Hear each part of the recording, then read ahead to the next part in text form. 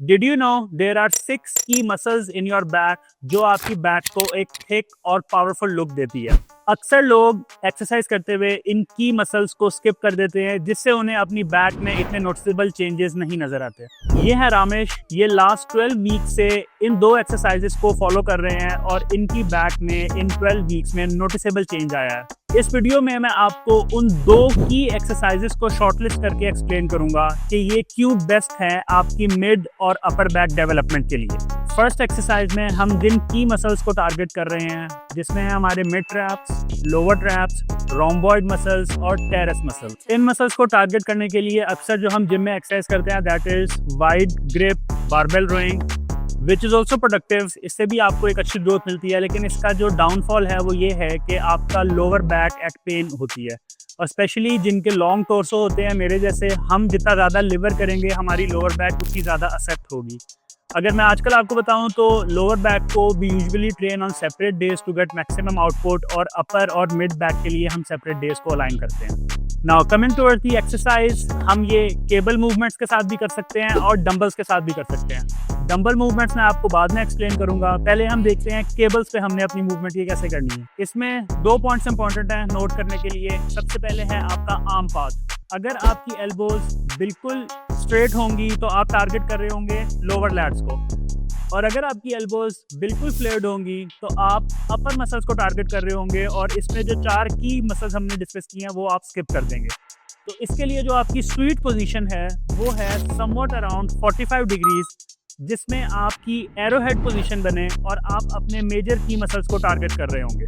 अक्सर लोग इस एक्सरसाइज को वी ग्रिप से परफॉर्म करते हैं, विच इज़ ऑल्सो गुड, लेकिन उसमें आपकी 2 लिमिटेशंस हैं।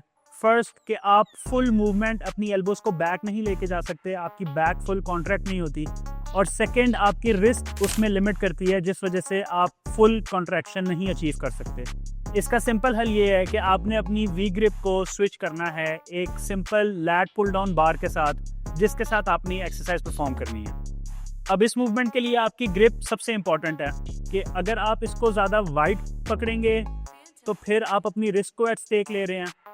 अगर आप इसको ज़्यादा क्लोज पकड़ेंगे, और ज़्यादा क्लोज ग्रिप भी आपकी रिस्ट को लिमिट कर रही होगी। इसकी जो बेस्ट सूटेबल पोजीशन है वो ये है कि जिसमें आपकी फोर आर्म और आपकी रिस्ट दोनों इन लाइंड हो और आपका 45 डिग्रीज का एल्बो फ्लेयर हो। इसके लिए जो मूवमेंट रिकमेंडेड है दैट इज लोअर टू अपर, लेकिन अगर आपके पास ऐसी असेंबली है जो कि फिक्स्ड है तो आप क्या करेंगे कि अपनी बॉडी थोड़ी सी टिल्ट करेंगे और उसी एल्बो और रिस्ट पोजीशन के साथ इसको परफॉर्म करेंगे।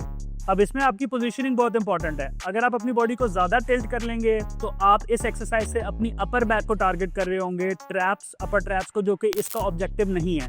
आपने अपनी बॉडी को एक स्वीट स्पॉट पे लाना है और इतना टिल्ट करना है जिसमें आपकी लोअर टू अपर मूवमेंट भी जस्टिफाइड हो और आप डायरेक्टली अपनी मिड बैक को टारगेट कर रहे हो। द बिगेस्ट मिस्टेक जो हम करते हैं अपनी बैक ग्रोथ के लिए वो ये है कि अगर आप एक ऑफिस वर्कर हैं या आप अपना ज़्यादा टाइम कंप्यूटर स्क्रीन के सामने गुजारते हैं तो आपकी बैक में एक नेचुरल आर्क प्रोड्यूस हो जाता है। अगर इसी आर्क के साथ आप एक्सरसाइज परफॉर्म करते हैं जिस तरह के मैं परफॉर्म कर रहा हूँ, तो इसमें आप देख रहे हैं कि मेरी बैक इन्वॉल्व नहीं हो रही, और गेस करें कि कौन से मसल्स टेक ओवर कर रहे हैं, माय आर्म्स।